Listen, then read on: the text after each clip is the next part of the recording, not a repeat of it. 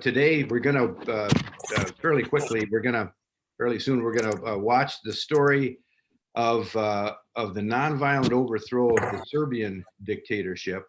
And I just want to give a little bit of an intro into that. The Balkan Wars of the 90s have been confusing to understand, even to people who were there and try to describe it to somebody else. These wars are often pictured as some kind of ethnic, religious contentions that that blew up. But I'm going to present a little bit of a different angle on that. I'm going to go to the PowerPoint here, and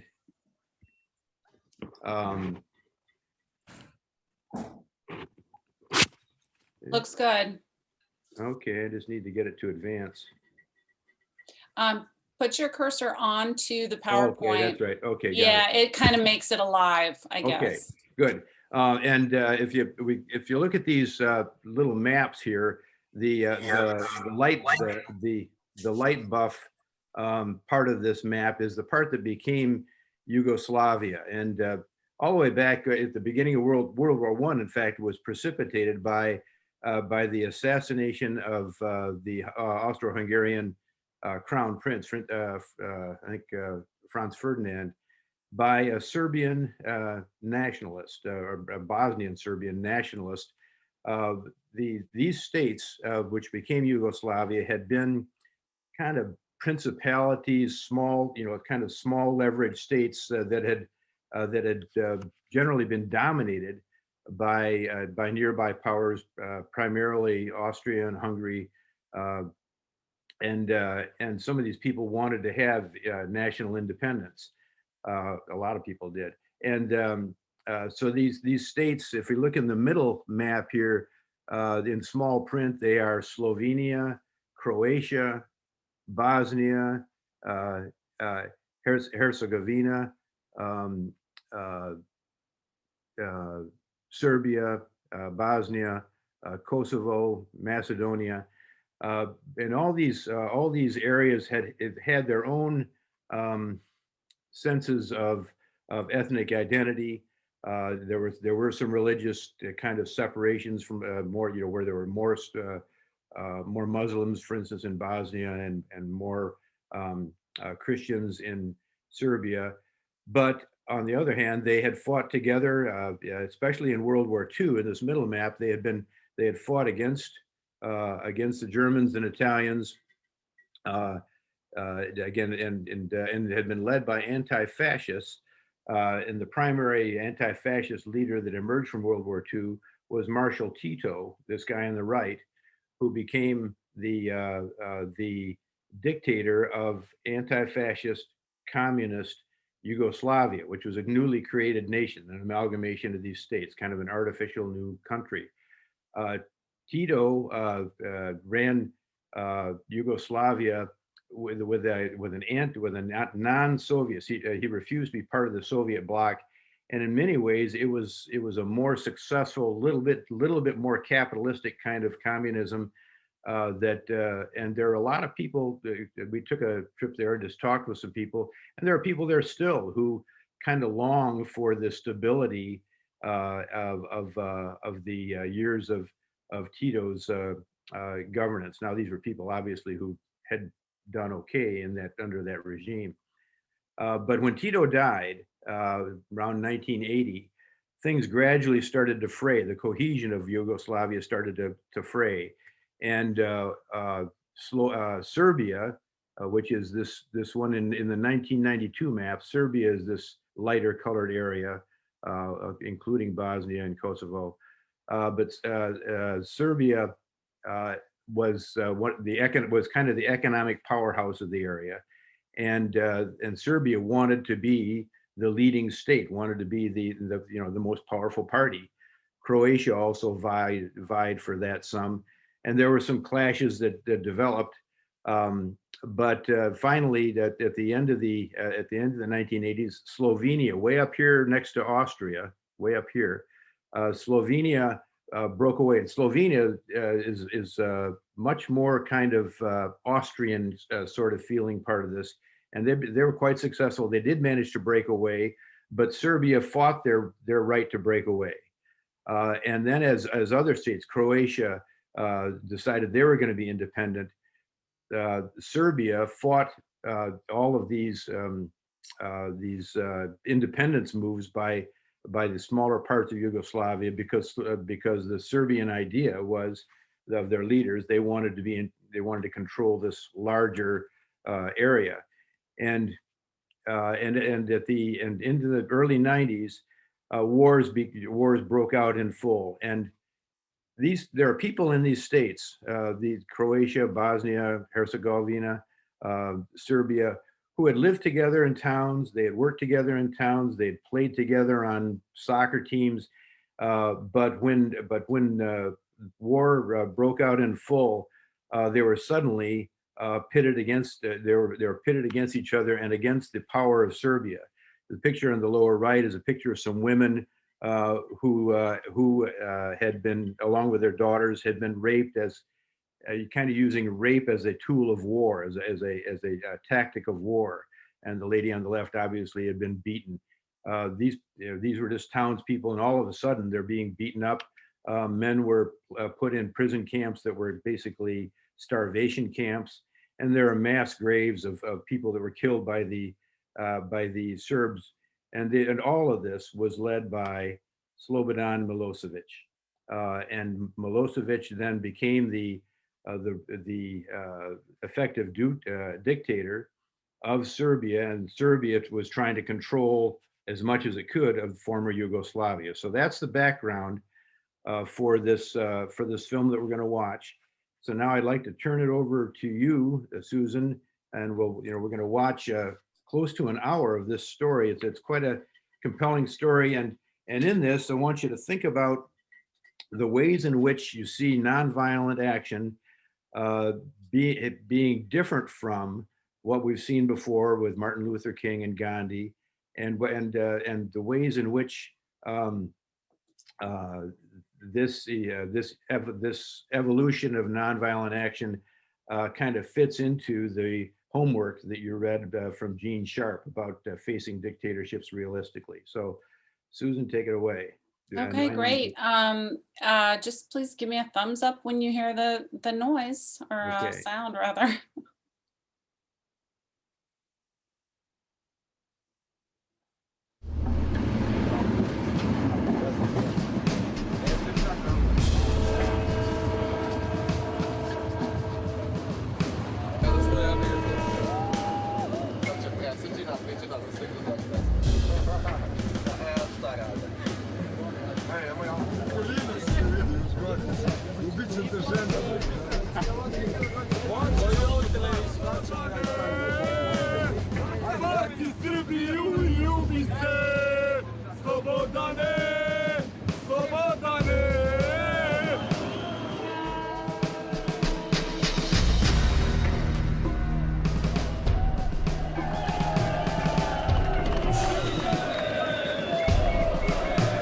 Spring 2000.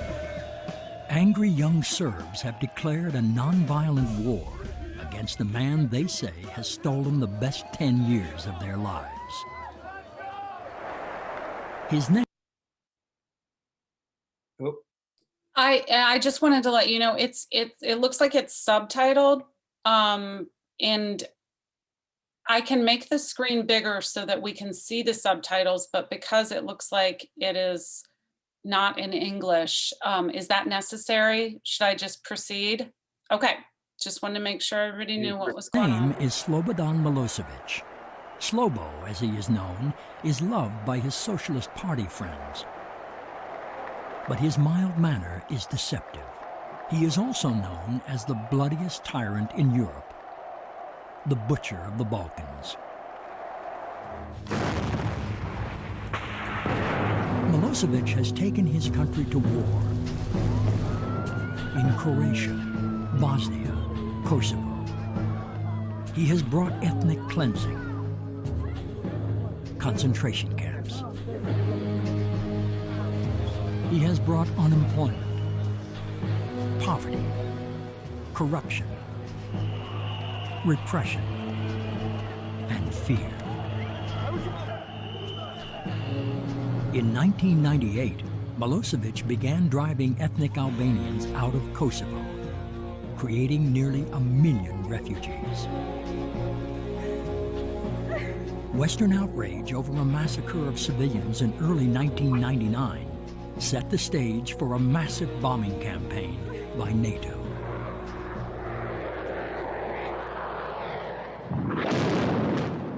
For 78 days at a cost of $3 billion, the bombs fell. United by their suffering, many Serbs rallied around Milosevic.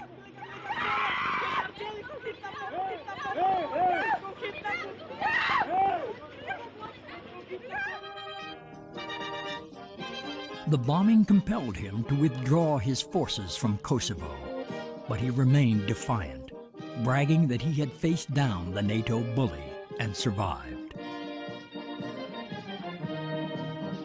He didn't care how much damage his army suffered or his people suffered. What he cared about was his own hold on power. The bombing, in the end, clearly strengthened his hold on power in the short term. It may have, in the longer term, undermined it. But the notion that he was going to worry about military damage is nonsense. He wasn't going to, but I heard many, many times in the State Department, he will only respond to force.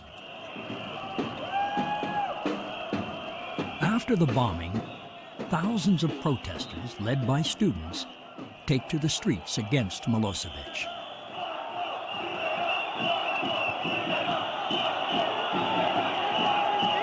Security forces deal with them easily. And though they are determined, marching day after day, demonstrations are no serious threat to the regime. But among the opposition, one group knows that protest is not enough. Working quietly, they target the very foundation of Milosevic's power, the ordinary people who until now have been afraid to oppose him. Their symbol, the clenched fist. Their name, Otpor, the Serbian word for resistance. Otpor, resistance, is already a year old, but in the aftermath of the NATO bombing, it's growing fast. Founded by a dozen student activists in their teens and 20s, Otpor has no offices. They operate on a shoestring, meeting in cafes, communicating by cell phone. Some of them have been arrested, and the police monitor them closely. We have a long history of guerrilla movements winning the power in this country. So when I say guerrilla, I don't think about violence. I just think about hidden leadership, some kind of mysteria about that. There is an organization where we are, the whole story of Otpor, even the recruitment list you are filling, is like you're joining the army with a mission. Their numbers are small, but they create the impression of an extensive organization. Stark black and white leaflets reinforce their blunt slogans. Bite the system. Resistance because I love Serbia. Freedom. The fist and the slogans become ubiquitous. Proof that opposition to Milosevic is possible. Serbia's opposition politicians are divided as they try to capitalize on popular discontent after the bombing.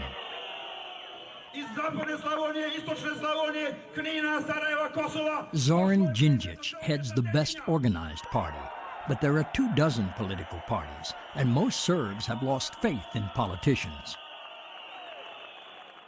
There is so many people in Serbia who will say that all the political leaders are corrupt. I don't believe anybody. I don't believe Djindjic. I don't believe Koštunica. I don't believe Drašković. I don't believe anybody. And that was one of the sources of Milosevic's success for so long, because many of people would say, okay, not Milosevic, but who else? Who else? And these young girls and boys from Otpor said, no, let's finish with Milosevic. That is important. Otpor's activists make it clear they're not running for office. To preserve their freedom of action and to maintain their clean, uncorrupted image, they refuse to align with any of Serbia's political parties. But they are not reluctant to accept help from outside the country.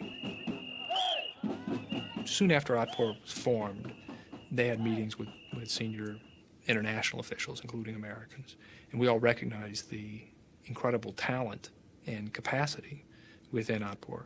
Now, they made clear they wanted to be seen as a largely Serbian, Yugoslav institution, not as a tool of the West. And, we respected that. We thought that was a smart judgment.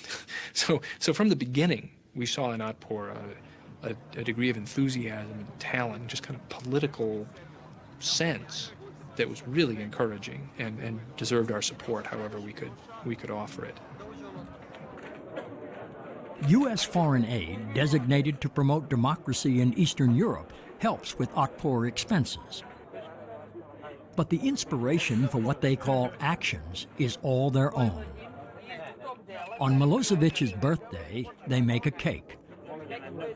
The cake signifies our country, which fell apart. Like all those pieces of cakes are falling apart and they are eaten by Slobos.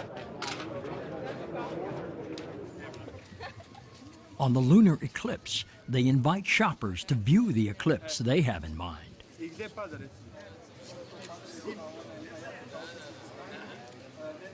Everything we did must have a dosage of humor.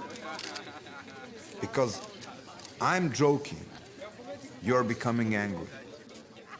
You're always showing only one face, and I'm always again with another joke, with another action, with another positive message to the wider audience. And that's how we collected the third party in the whole story, which is the very important, the publicity, the people on the ground.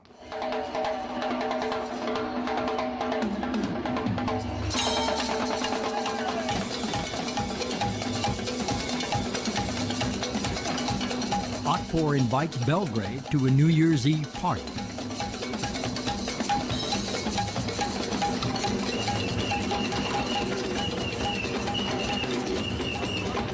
Rock music is discouraged by the regime.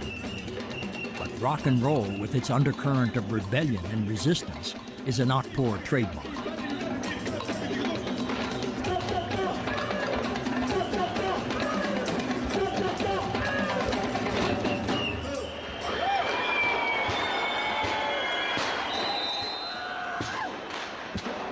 At midnight, instead of the traditional celebration, Otpor shows the names and pictures of Serbs who died in Milosevic's wars.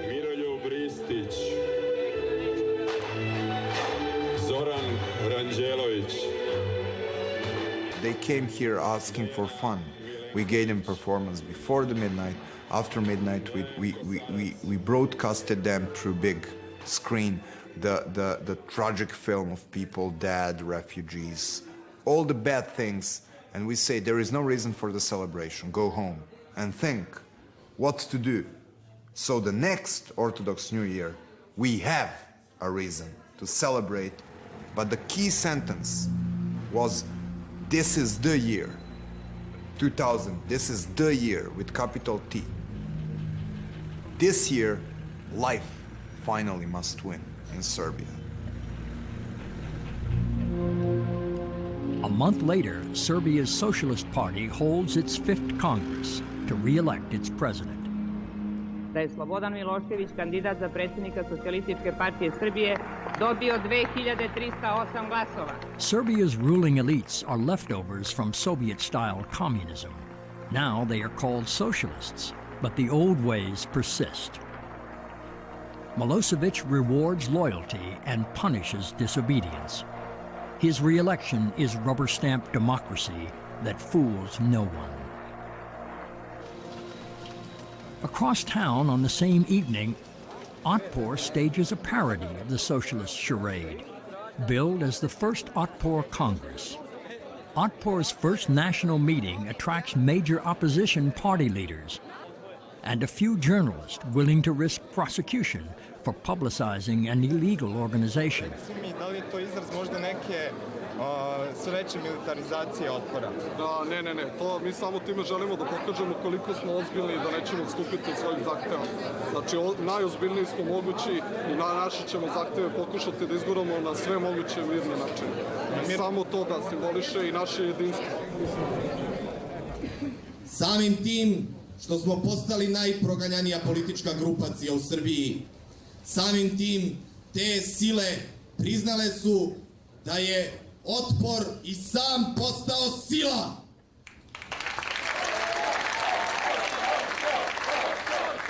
Police harassment has not discouraged them. Recent arrests have spurred a surge in membership. Danas imamo Otpor u preko 70 gradova u Srbiji. Boasting activists from all over Serbia, Otpor declares itself a national movement. We did everything like we are a massive movement. We made a congress, like, I don't know, we cover whole Serbia. And then after the congress, we did cover whole Serbia.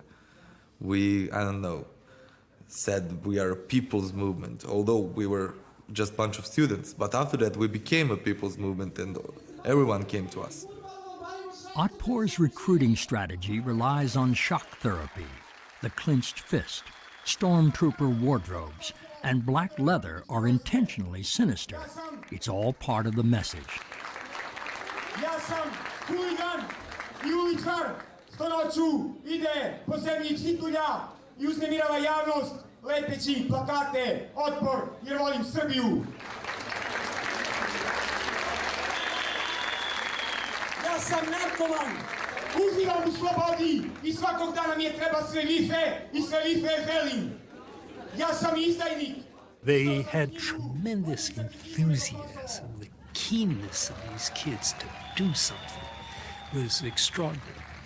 But there were others in official positions who raised some eyebrows about that. I mean, did they really want to be supporting student protesters whose symbol was a clenched fist? I mean, that goes a little far for the U.S. government. To the credit of those who were in charge, they were eventually convinced that that was a good idea. And if you talk to the Otpor kids, you realize these were not crazy kids. These were people who wanted to be free. Uzmite se u pamet, vi gospodo, jer I đavo je u Srbiji odneo šalu. Prekinite se nasiljem, prekinite se progonima, prekinite se represijom, prekinite se državnim terorizmom.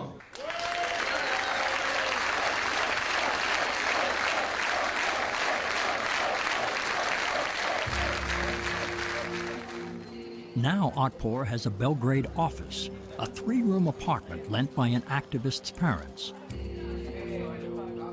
Otpor is one of a dozen Serb opposition groups which receive money from the U.S. and European countries to pay for copiers, telephones, postage and printing, computers, and internet service. Otpor established a website even before it had an office. Their demands and principles are posted in both Serbian and English. The nonviolent removal of Milosevic, free elections, democracy. Otpor's agenda is homegrown, but it's no secret that U.S. and European funding is helping them spread the message.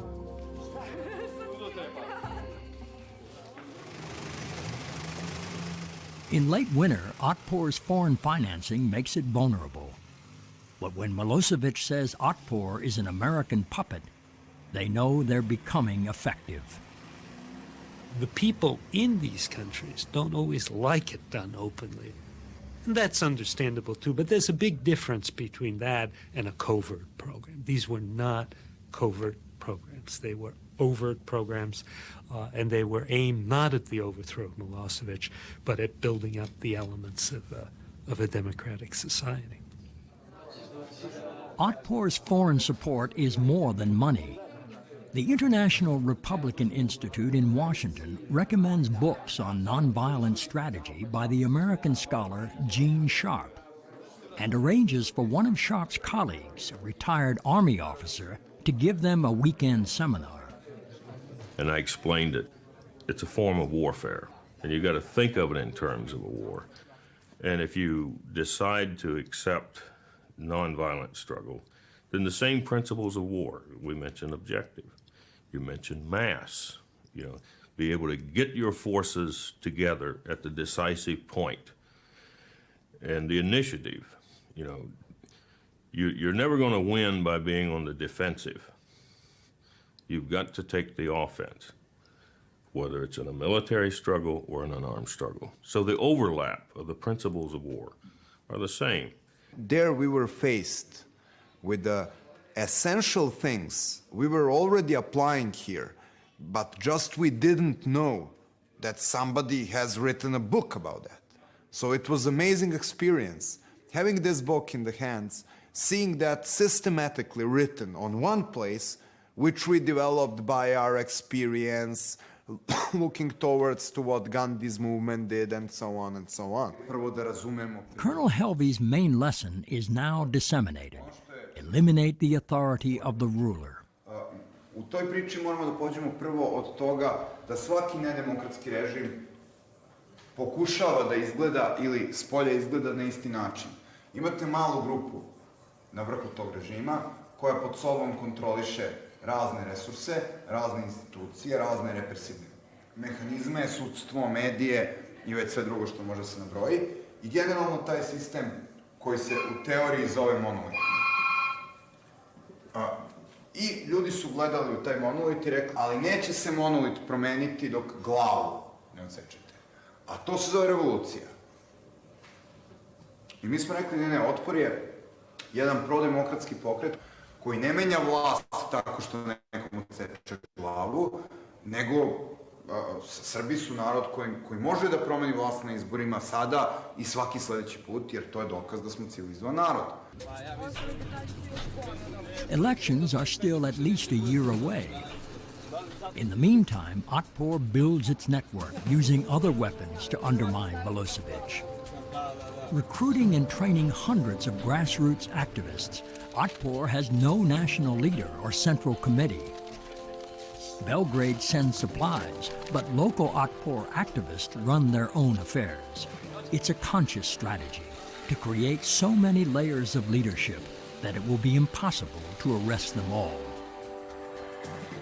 Otpor relies on local kids, well known in their own neighborhoods, as the best way to mobilize the discontent, which is strongest in the provinces. Smaller cities became the center of the opposition, and Belgrade was like a black hole.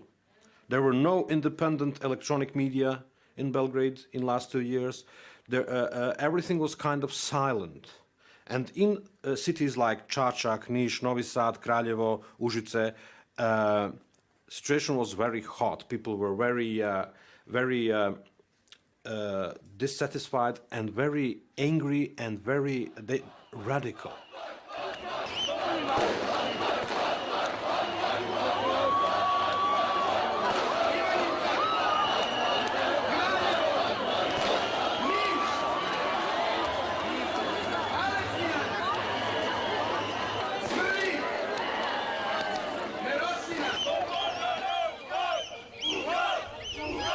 As Otpor organizes in town after town, the regime faces a dilemma, whether to continue small-scale repression or launch an all-out offensive.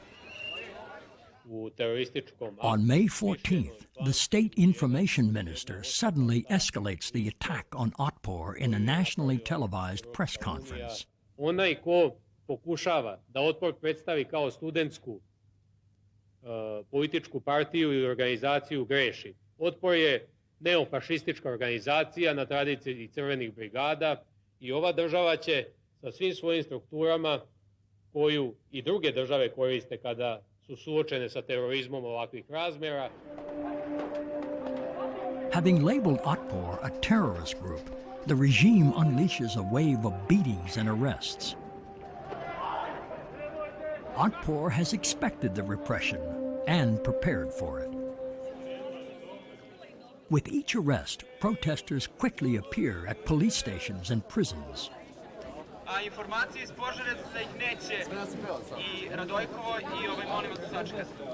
We developed this chain of command. When the information of arrestment comes to the central office or the local office, there was a system producing press release, providing the lawyer's help to the arrested guy, and producing as many activists as we can in proper moment to be in 10 minutes in front of the police station. So that was really important to develop such kind of solidarity. Obraćamo se upravniku centralnog zatvora. Imate 10 minuta da nas obavestite o zdravstvenom stanju uhapšenih. Radojka Lukovića. They were afraid of us, and they wanted to portray us as terrorists, as fascists, and as, I don't know, criminals, drug addicts, and something like that. But when people go out in the streets, they see members of resistance. They see that these kids are like 18 to 20 years of age. I'm one of the older members, like I'm 26, 27 now. And they say, come on, this is ridiculous. These kids are not fascists. These kids are just kids. So it was very important for us to show how the state television propaganda was actually ridiculous. Ponovo smo ovde direktno uključeni ispred Niškog supa. Ja ovdje imam priverak jednog teroriste. Živ priverak, njegova bicikla je stradala na granici Srbije i Crne Gore. Kao što vidite, vidi se tu nekih metar i 90, nosi majicu terorističke organizacije Otpor. Nosi naočare, to znači da mnogo čita, opasno u ovoj zemlji čitati, vodite računa. After midnight on May 17th, the police take over Belgrade's largest TV station, 2 independent radio stations, and a newspaper which has criticized the regime. In the morning, the city discovers its best sources of independent news have been cut off. During the day, thousands of protesters assemble at the city hall.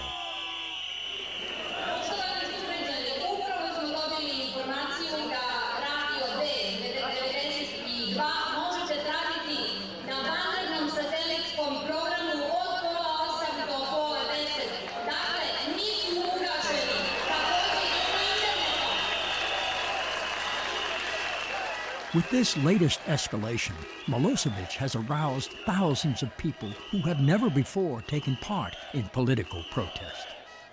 Through the day, through the night, all the next day, and the next evening, the protest continues. At 10 o'clock, the regime has had enough.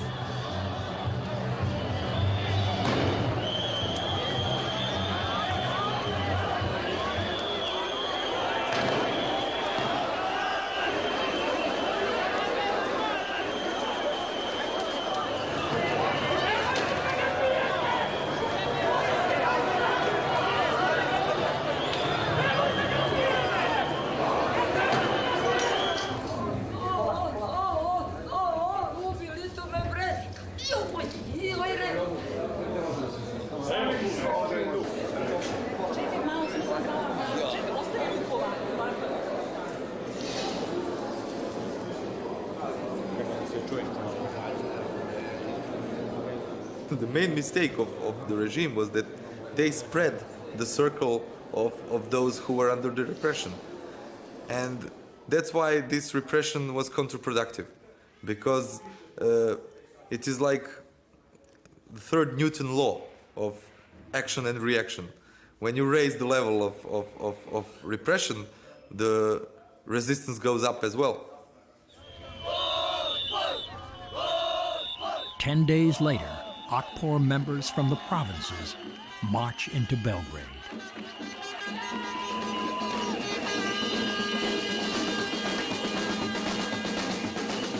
They have come to put the squeeze on Serbia's opposition political leaders, to stop their bickering and work together against Milosevic.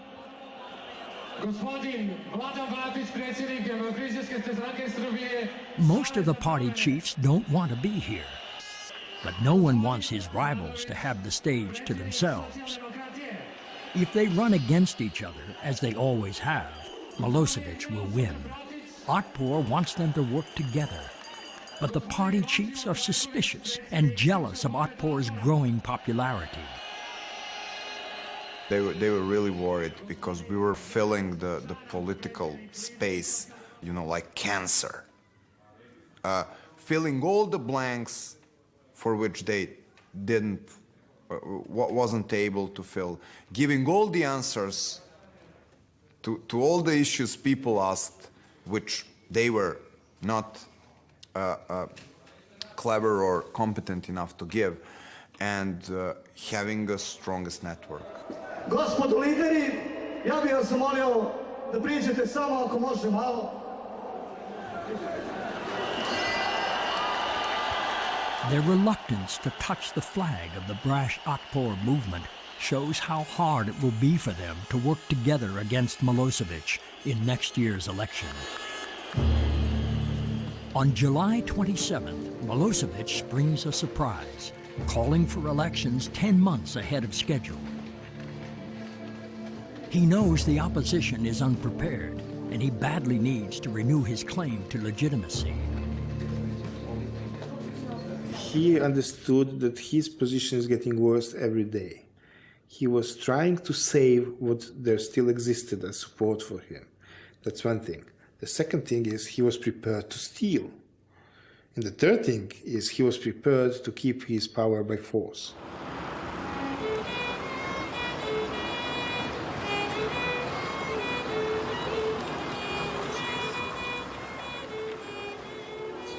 Under Milosevic, average income has fallen from $800 a month to $50. A newspaper reports that the majority of voters are wearing 10-year-old shoes. Milosevic is vulnerable, but against a divided opposition, it won't be hard to steal or even win the election. September 1st. Serbia's opposition unveils a new coalition to run against Milosevic. Pro-democracy groups like Otpor have demanded it, and the Americans and Europeans have offered to help if they work together. Their coalition is called the Democratic Opposition of Serbia, DAS. DAS is 18 parties pledged to support a single presidential candidate, a man barely known outside Belgrade's political elite. His name is Vojislav Koštunica. Koštunica is a lawyer who heads a small party. Opinion polls have shown he is the best candidate to run against Milosevic. His nationalist credentials and anti-American rhetoric will make it impossible for Milosevic to call him a traitor. Da ću dati sve od sebe, da naša zemlja bude istinska domovina svih svojih građana. Srba, Crnogoraca, Mađara, Muslimana. Serbia's ethnic minorities will be the key in what is sure to be a close election. Albanaca, Hrvata I ostali.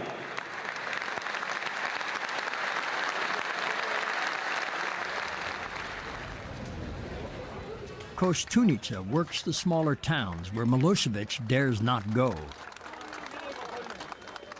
DAS strategists get help from U.S. pollsters and political advisors based outside Serbia. The polling told us the voter desperately wanted a reason to vote against Milosevic and for a better life in Serbia.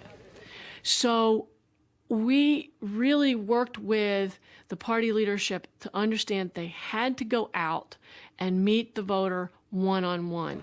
You know, shaking hands as you go through the market, going and knocking on doors, doing telephone calls. And as a consequence, they got tons of local press, local television, and they were able to compensate for what they couldn't get in Belgrade.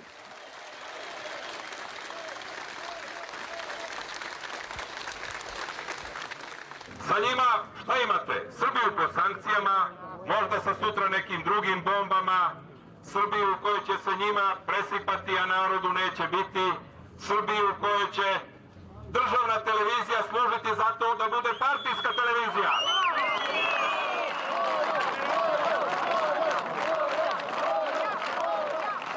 The positive message was our vision of the new way of life, because we have been so tired by our life being so uncertain, wars, pressures, Milosevic's repression. And my impression during that campaign, talking to so many people, was that actually that's what they needed and that's what they dreamed about. So they were not just thinking so much about Milosevic. Pomaže Bog, gospodine predsjedniče. Pomaže Bog, gospodine predsjedniče. Koštunica stresses the positive. But the catchiest campaign slogan is negative. Invented by Otpor, Gotov je, he's finished.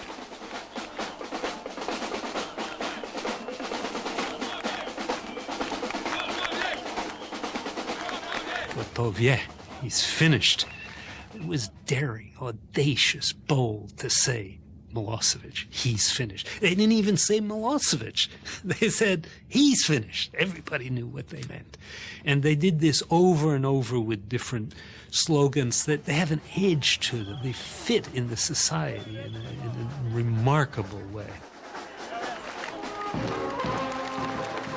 Koštunica campaigns alone. Other party leaders like Zoran Djindjic set aside their own substantial egos and ambitions to campaign separately on his behalf.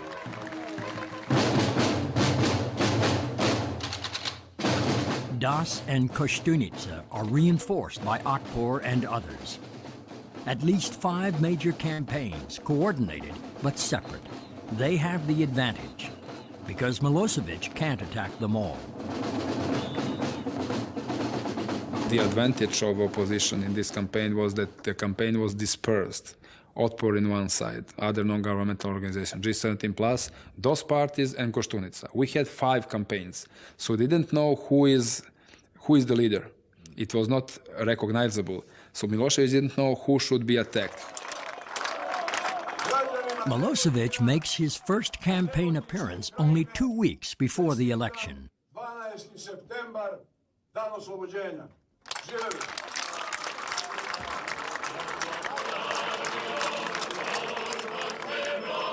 For him, personal contact with the voters is unnecessary. It's no secret that the Socialist Party pays people to turn out for his rallies, to make better pictures on state television.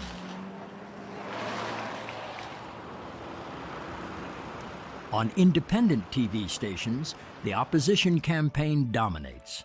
Ko uvek sme da vas pogleda u oči? Koštunica. Naravno.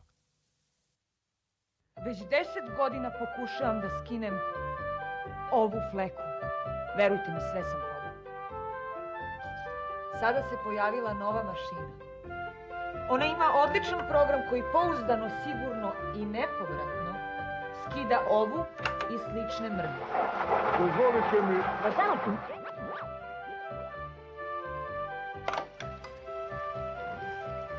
Vidite, deluje. Konačno, gotov je. Less dramatic than campaign speeches and commercials, the training of poll watchers is probably more important. The sessions are organized by the Center for Free Elections and Democracy, a Serbian civic group which teaches how to spot and prevent vote fraud by Milosevic election authorities.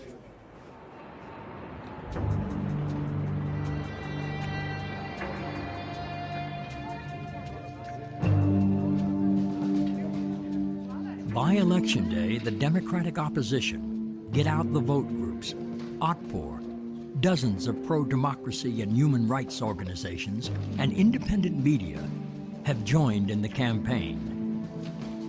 In the last year, they have received $25 million from American sources. When the voting stations close, all parties certify the count at each location. Any attempt to steal the election will have to be committed by the regime in Belgrade. There were 10,000 polling places. You need at least 30,000 people to monitor 10,000 polling places. Had they really organized 30,000 people? Well, not only had they organized something like 30,000 people, but they had organized this incredible effort to convey the election results to Belgrade almost immediately, so that when the fraud occurred, they had numbers that demonstrated the fraud. An email network feeds the results to a computer center. As they wait for the votes to be totaled, there is little doubt of the result. But no one knows what will come next. We knew that we will win. We knew, and we knew that Milosevic will not accept. And our advantage was we were prepared for the second step, that he will not win, he will not accept our victory, and he will try to manipulate after that.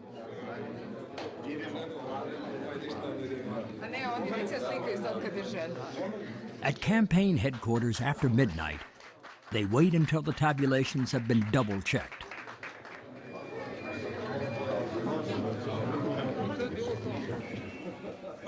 Then they make the announcement, which will make manipulation of the official results impossible. Prema našim podacima, izvesna je pobeda u prvom krugu predsjedničkih izbora.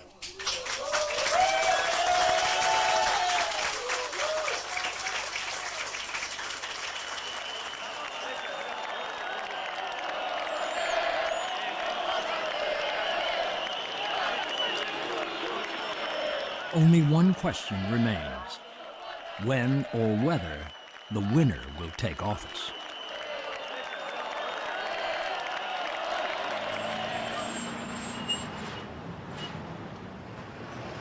In the next days, as Belgrade holds its breath, Milosevic's electoral commission says neither candidate pulled over 50% and calls for a runoff election.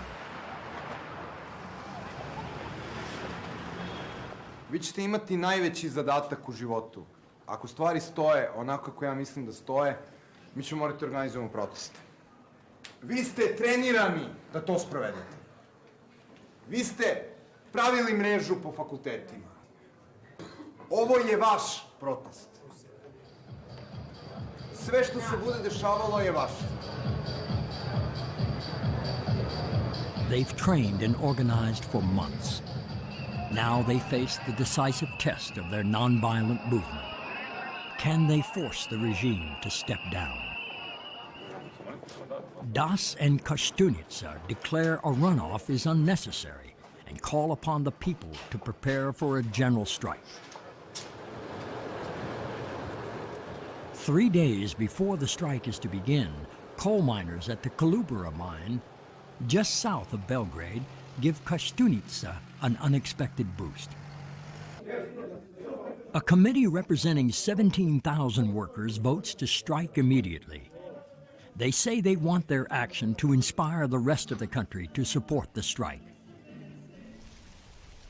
The mine, which produces 70% of Serbia's electrical power, is idle. The miners have set an example.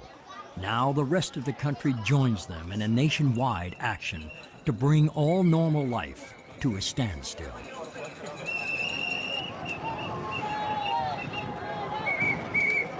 We knew that Milosevic can resist only with support from police and army.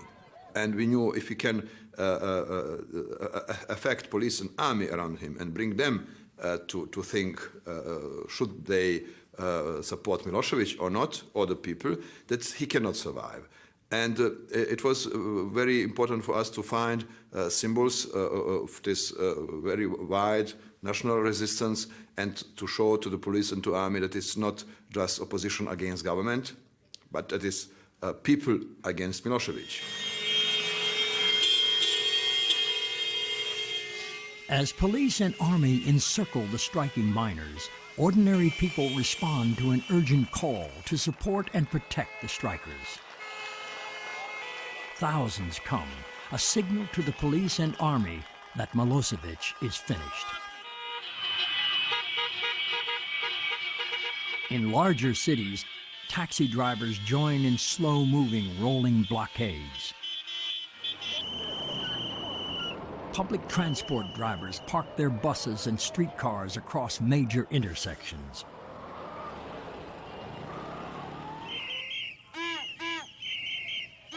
The police try to maintain order, but every day the strike spreads.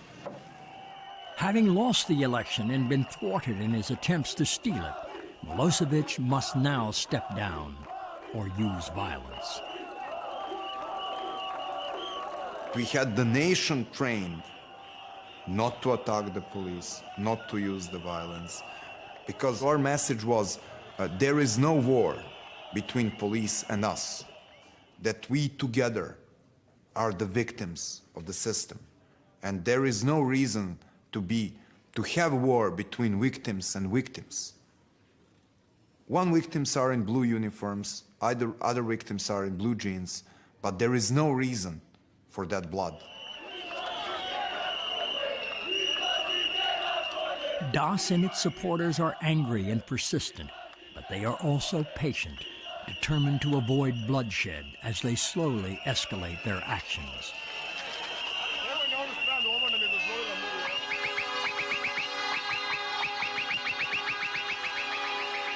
It was crucial that we left enough time for these people in the regime to understand what is going on. It was not just one day revolution, but it was 10 days with daily increasing this pressure, and Serbia was in blockade. But by the end, it was absolutely clear that the majority is against Milosevic.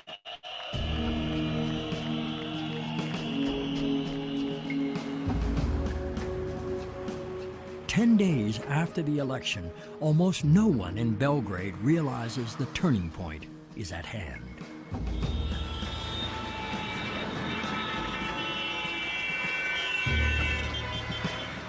Since before daybreak, Serbia has been on the move, converging on the capital from every direction.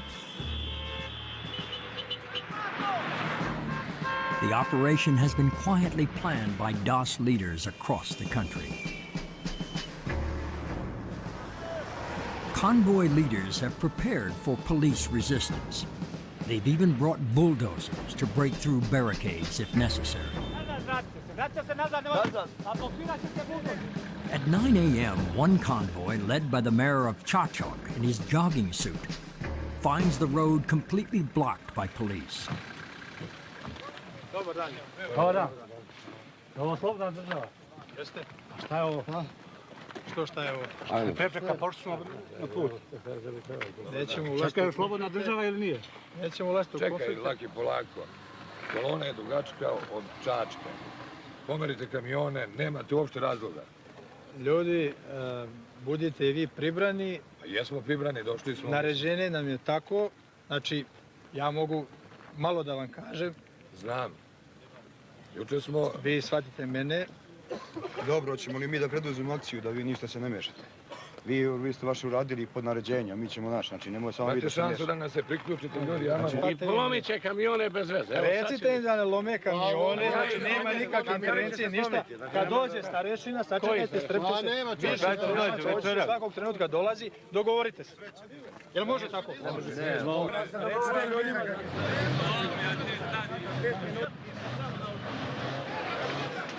Tired of negotiating, the men of the Čačak convoy remove the blockade themselves.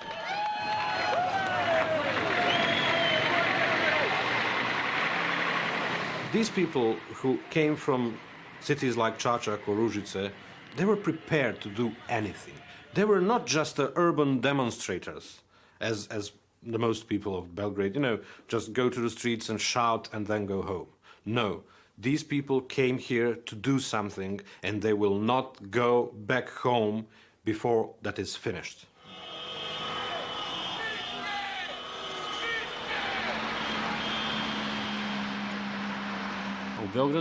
Special units for anti-terrorist actions were expecting us in Belgrade. They'd been cooperating with us closely. We made radio contact with them every 10 minutes.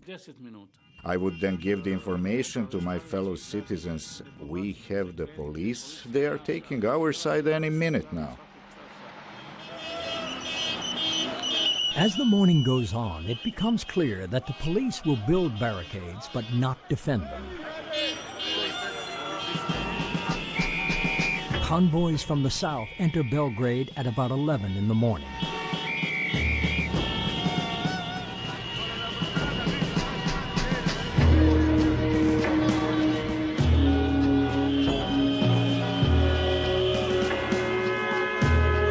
Their rendezvous point is the Federal Parliament building.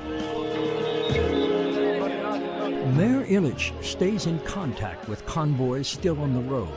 They plan to link up for a non-violent takeover of the Parliament at 3 p.m.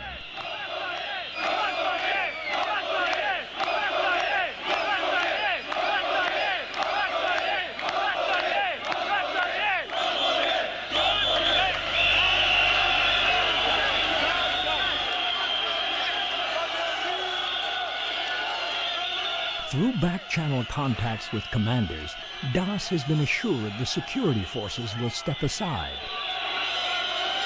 But no one takes it for granted.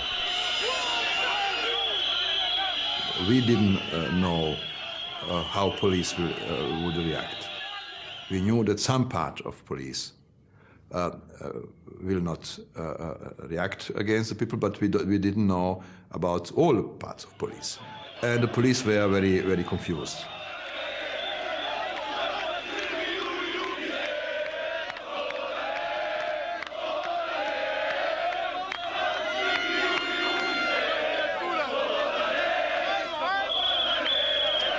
The impatient Chachak contingent advances before the other convoys arrive, but they are easily repelled.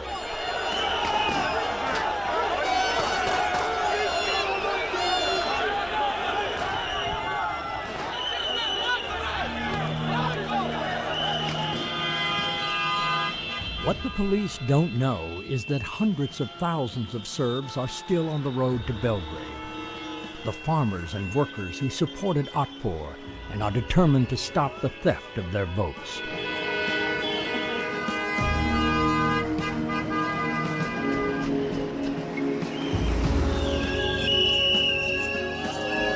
Hours after the first convoys arrived in the capital, the news reaches Belgrade citizens. They come into the streets chanting, "Serbia has arisen."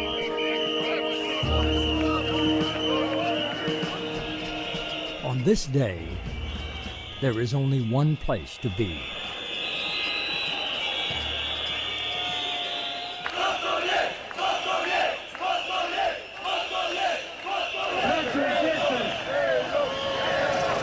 Nemojte gađati policiju. Policija će preći na stranu naroda. I nemojte izazivati incidente.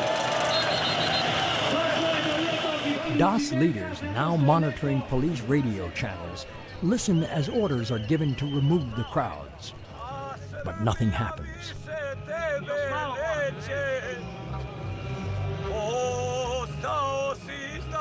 They didn't really mean to do anything.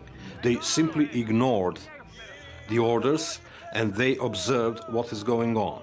And when they realized that there is hundreds of thousands of people in the streets of Belgrade, and there is more and more and more coming from all parts of Serbia, and that you have a kind of uprising in this country, of course they knew that any kind of using the force against these people would be a self-destruction, and they realized that it would mean that they are losers together with Milosevic. They didn't want that to happen. A reporter wrote, "The police and army commanders never ordered their troops to fire because they knew their own kids were in that crowd."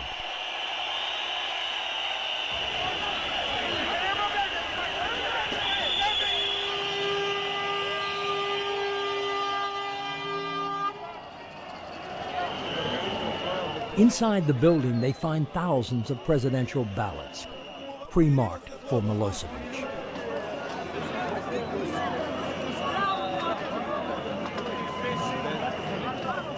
Well, breaking the few windows and a parliament in flames, it's just nothing. In comparison to the former period here, to what Milosevic did here, to what other Balkan countries did here, to what United States did here with its bombs, that was like a children's game.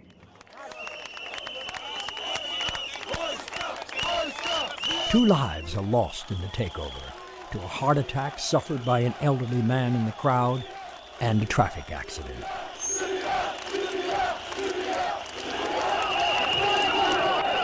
Milosevic has not been seen in 2 days, but there is no doubt he's finished. The people have taken power. What we needed the whole time was not the threat or use of force.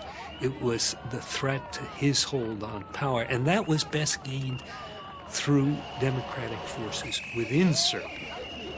And, the grand lesson here is that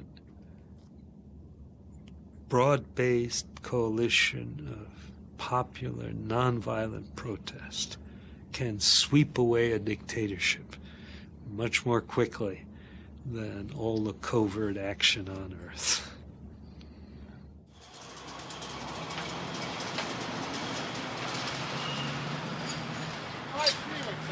I think we succeeded because we simply loved life more than them. Generally, those guys were the preachers of the death. Their hatred, their propaganda, their language smelled like that. And we won because we loved life more. We decided to love life, and you can't beat a life. So this is what Otber did. We were a group of fans of life. And this is why we succeeded.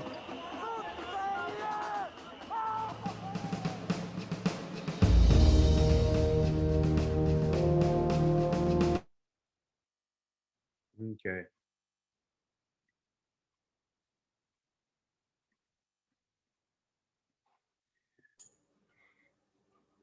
Thank you. Before talking about the film and some other just discussing some other things, I wanted to talk a little bit about Gene Sharp and his contributions to this nonviolent revolution and others.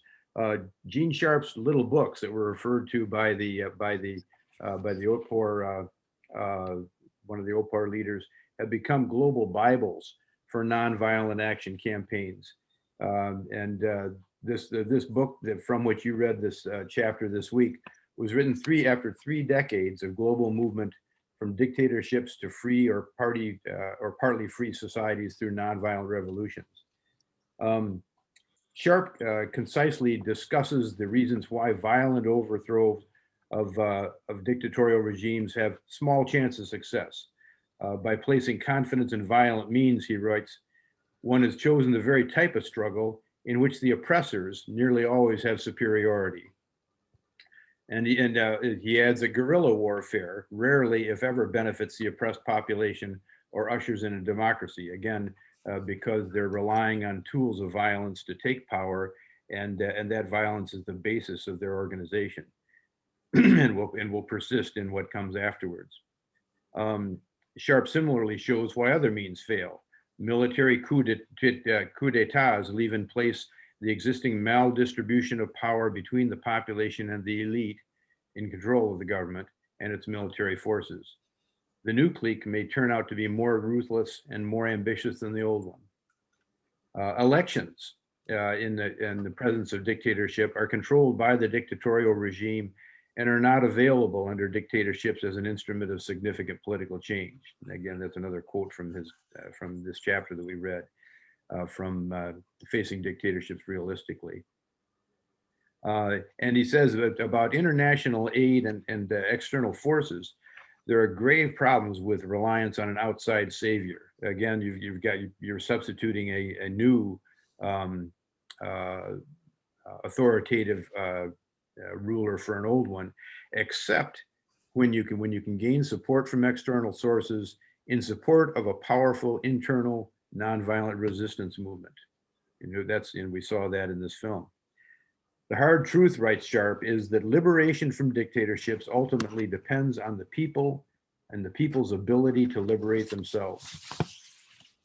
When one wants to bring down a dictatorship, I'm sorry, I've forgotten to keep up here with my PowerPoint. When one wants to bring down a dictatorship most effectively and with the least cost, one has 4 immediate tasks, he wrote in this chapter. One is to strengthen the oppressed population themselves in their determination, self-confidence, and resistance skills. Second is one must strengthen the independent social groups and institutions of the oppressed people, their own organization prior to the attempt at revolution. Excuse me just a second. Sharon, can you close the door, please? Third, one must create a powerful internal resistance force. And fourth, one must develop a wise, grand strategic plan for liberation and implement it skillfully. With that, I'm going to switch back to discussion.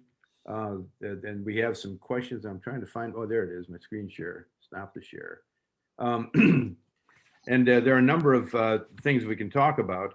One is that I wanted to talk a little bit about in what ways this Serbian story is different from the Indian and US civil rights stories that we've seen and talked about in the last couple of weeks. What differences did you note? Well, these folks were dealing with a real dictatorship. The United States, you could argue in the South that was fascist states in Mississippi, Alabama, et cetera, but the overall country was a democracy, and that's the audience they were playing to. And while Great Britain was treating India as a colony, at least they had a conscience, I think, as a country, and we're a democracy. So I think that made it probably a little bit easier, certainly in the United States, and I would guess in England. This guy was a ruthless dictator. So I think that made it more challenging. Yeah, I think you're certainly right. Any other differences? I thought the leadership of the young adults was very impressive. And that it went to inspirational. Right. Yeah.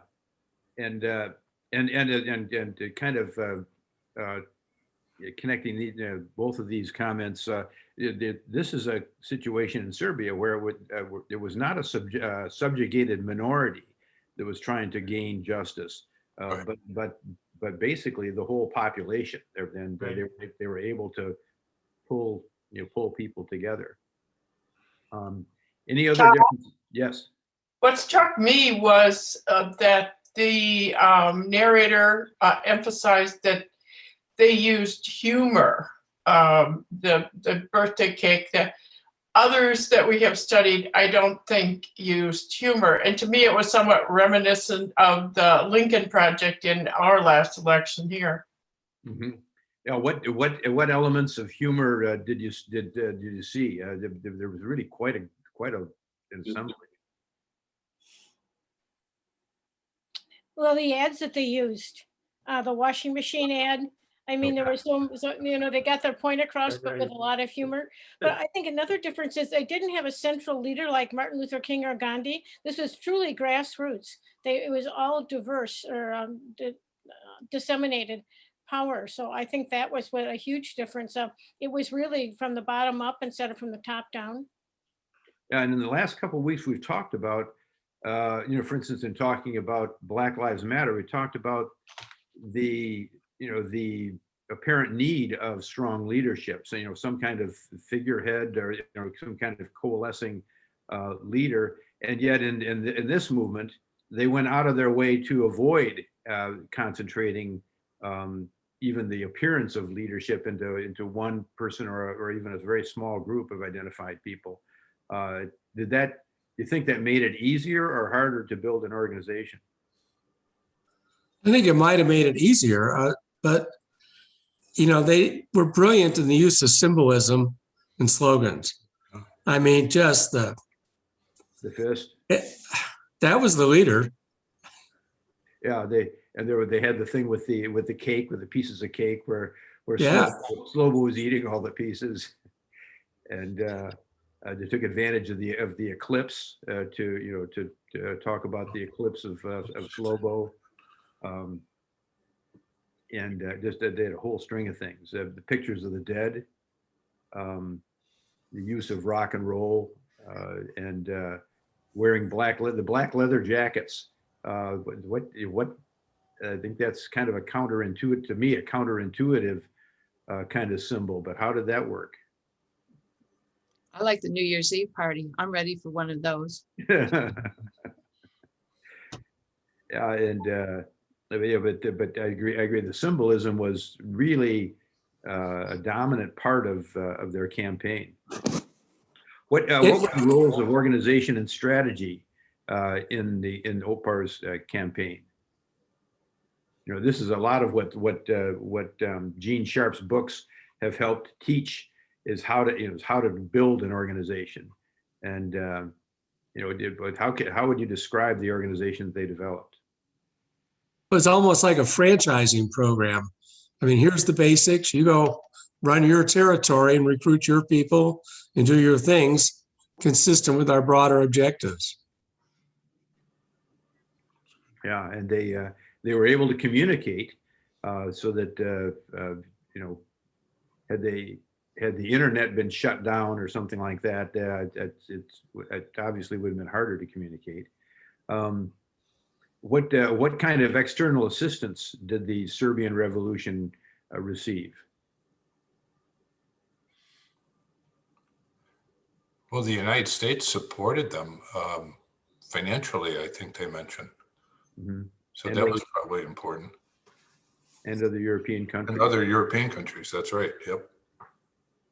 And how did the bombing campaign play out? The NATO bombing to get the Serbs out of Kosovo. Well, didn't that get the population upset? I mean, all this happened after the bombing, right? And after there were a lot of casualties in those wars that they were fighting. I mean, so people were upset. This was like Nazi Germany at the end of World War II. There may have been an opportunity if somehow we didn't take over the country for them to rise up against Hitler, but a lot had to happen in this country, it sounds like, before they were ready to rise up against Milosevic. And did I follow the timing right?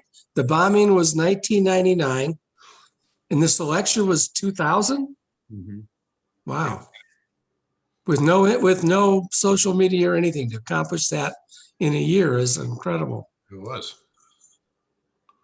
Yeah, and the bombing was, it was what I mean. As you look back on it now, was the bombing, considering the people, the Kosovo population, was the bombing helpful to them in the end or not? I think that this is one of it's been a difficult question to answer even in retrospect.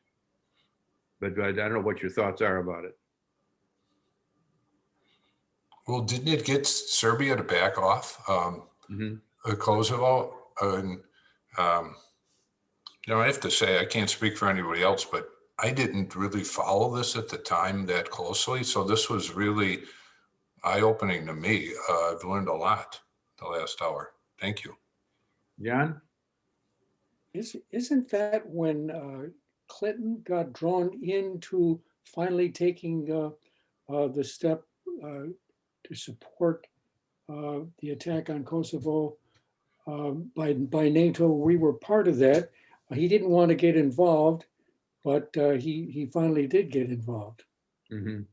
Yeah, there was, similar, kind of, in some ways similar to the Somalian intervention. It was kind of seen as a humanitarian crisis, and the tools available are violent tools. So they use violent tools.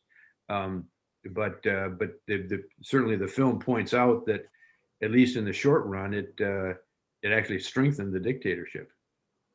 Exactly. That's what happens. My question, Tom, is, the news is full of the resistance by the people against the Myanmar military dictatorship.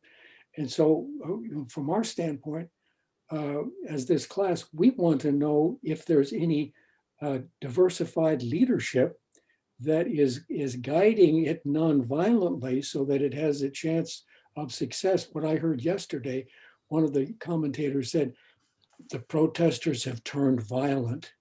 So, when you have that, if it's true, this gives excuse for the police to take measures against against the violence because of the need for security in the state.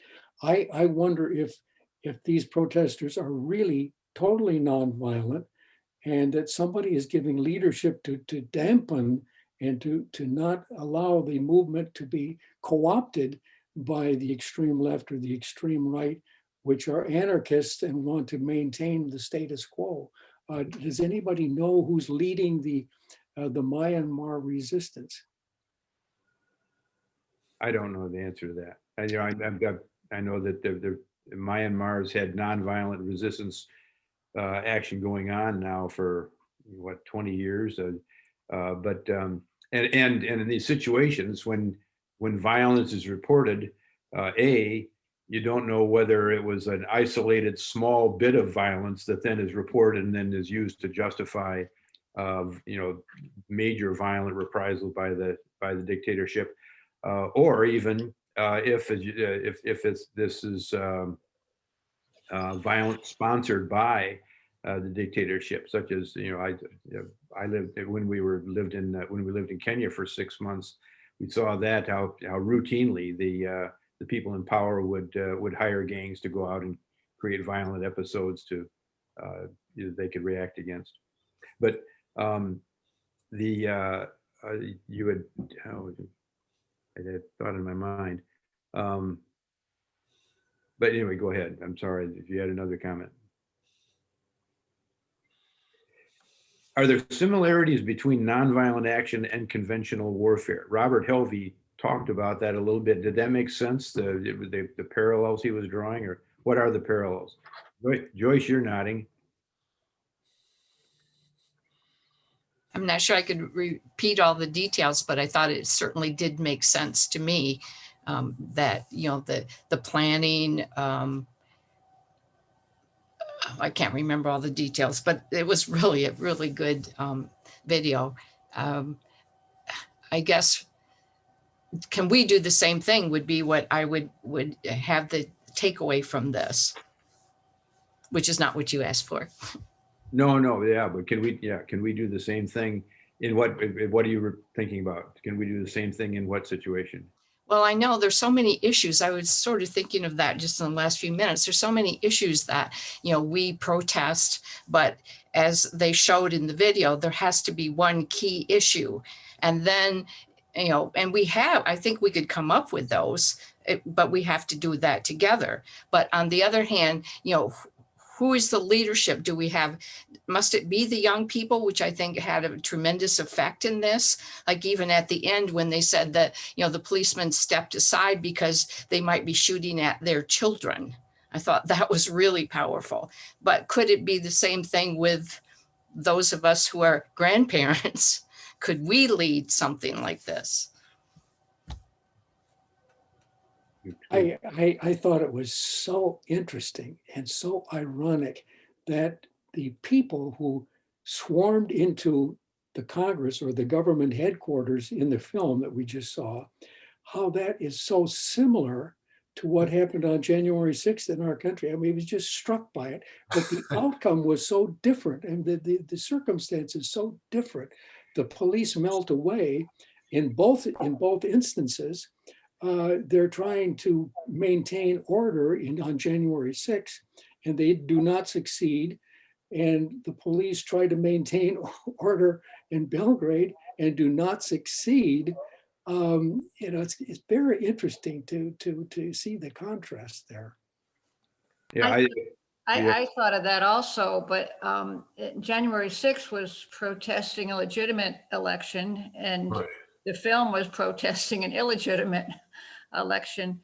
I wanted to ask, I saw a relationship with what's going on in Hong Kong and the young people, losing their rights constantly, from what I'm reading and understand, with China.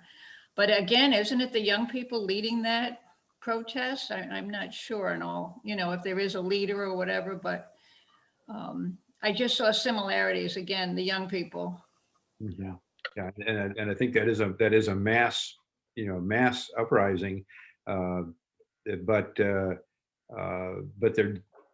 well, yeah, I can't analyze. I'm not competent to analyze the differences between Hong Kong's situation and Serbia's situation, but it may just have to do with numbers and what the power is and how you can strategically undermine that power.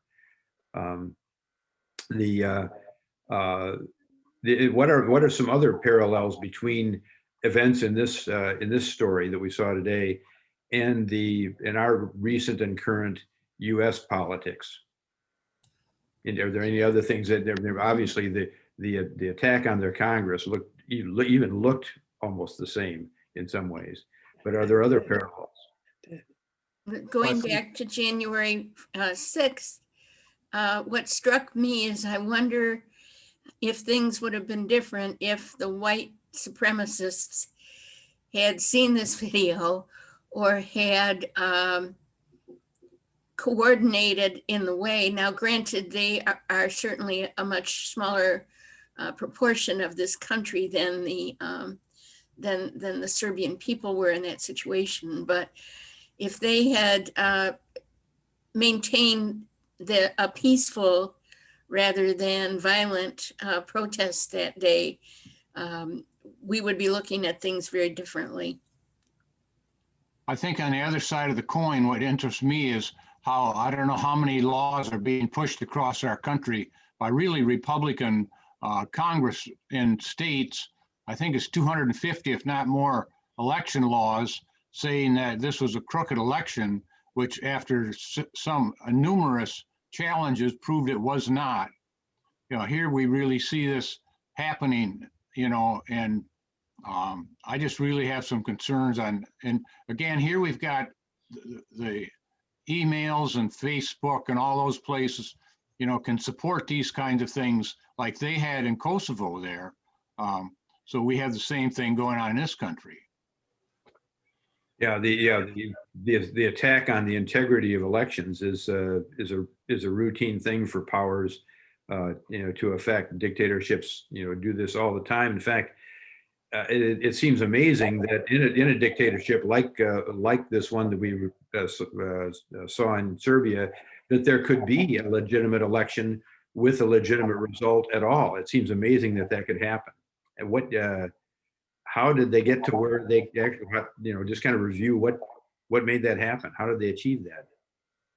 Well, they're superb organization and training the poll workers. And then they said they had trained 30,000 poll workers and people to watch over to avoid